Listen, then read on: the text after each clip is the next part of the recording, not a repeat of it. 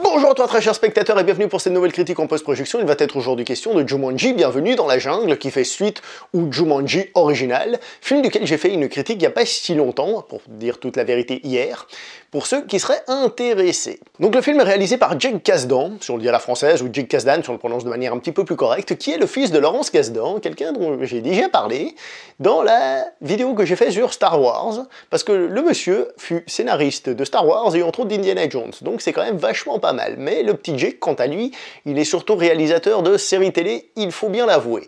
Au casting de ce film, nous avons Dwayne The Rock Johnson, nous avons Jack Black, qui a fait plein de films, mais qui fut entre autres par exemple le panda à peau dans le film Kung Fu Panda.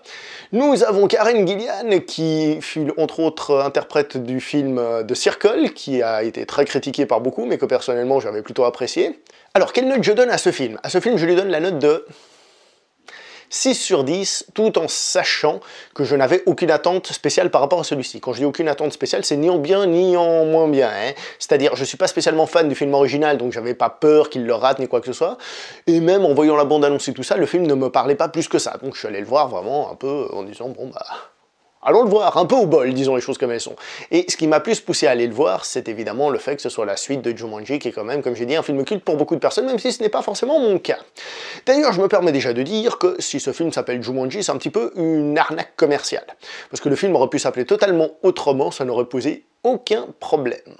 Je profite aussi pour dire que Jumanji a en fait déjà eu une suite. Il s'appelait Zathura et reprenait le principe du jeu de plateau, du jeu de loi, mais cette fois-ci avec la thématique de l'espace. Je tiens à avouer que ce film a une réputation pas géniale, et donc j'ai fait l'impasse dessus, mais je pense que si vous êtes intéressé, vous devez de regarder ce film. À savoir qu'il est tiré d'un autre roman du même auteur que Jumanji. Donc si vous avez aimé Jumanji et vous n'avez pas vu ce film, je pense que vous devez quand même faire l'effort de le regarder.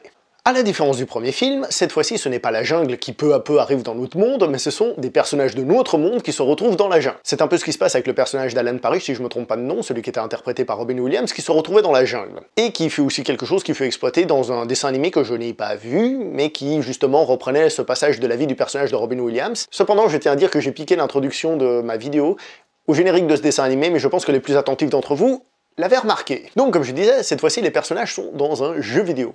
Et l'une des qualités du film, c'est de plutôt bien exploiter cette caractéristique. Ainsi les personnages ont plusieurs vies, ils ont des caractéristiques spéciales, ils ont des avatars, et ça, ben, c'est plutôt bien fait, parce qu'on voit que ceux qui ont fait ça connaissent un peu le jeu vidéo, et c'est sympa. Précisons aussi que le film, donc comme vous pouvez l'imaginer, transforme le jeu de plateau en jeu vidéo.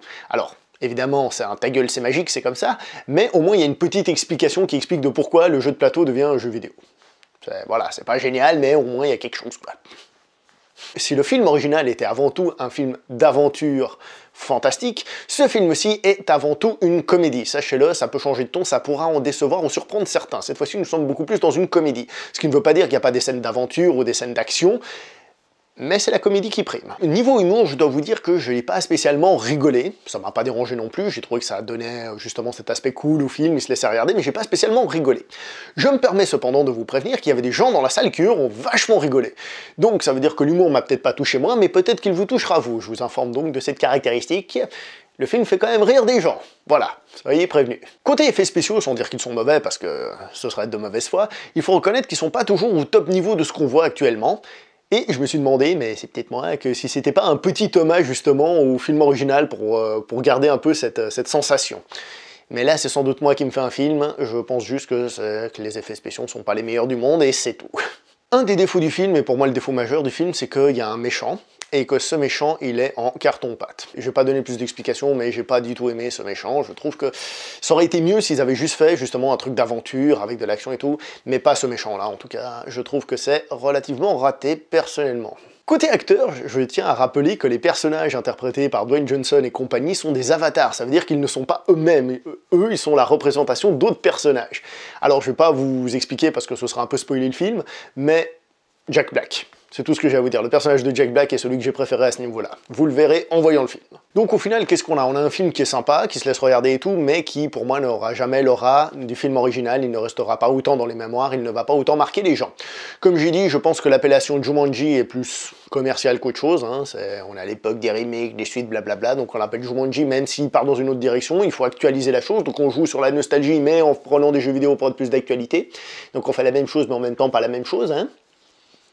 À part ça, le film se laisse regarder si vous avez l'intention juste d'aller passer le temps, c'est du divertissement, voilà, c'est un film de divertissement très correct et je ne vous déconseille pas d'aller le voir, voilà.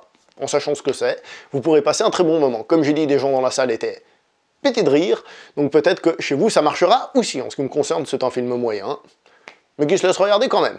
Voilà, c'est tout pour cette critique en post-projection, on se voit prochainement pour une autre critique, jusque-là portez-vous bien, brossez-vous les dents et n'oubliez pas de vous laver sous les pieds. Parce que les pieds sont ici. À part ça, portez-vous bien, à la prochaine, ciao tout le monde.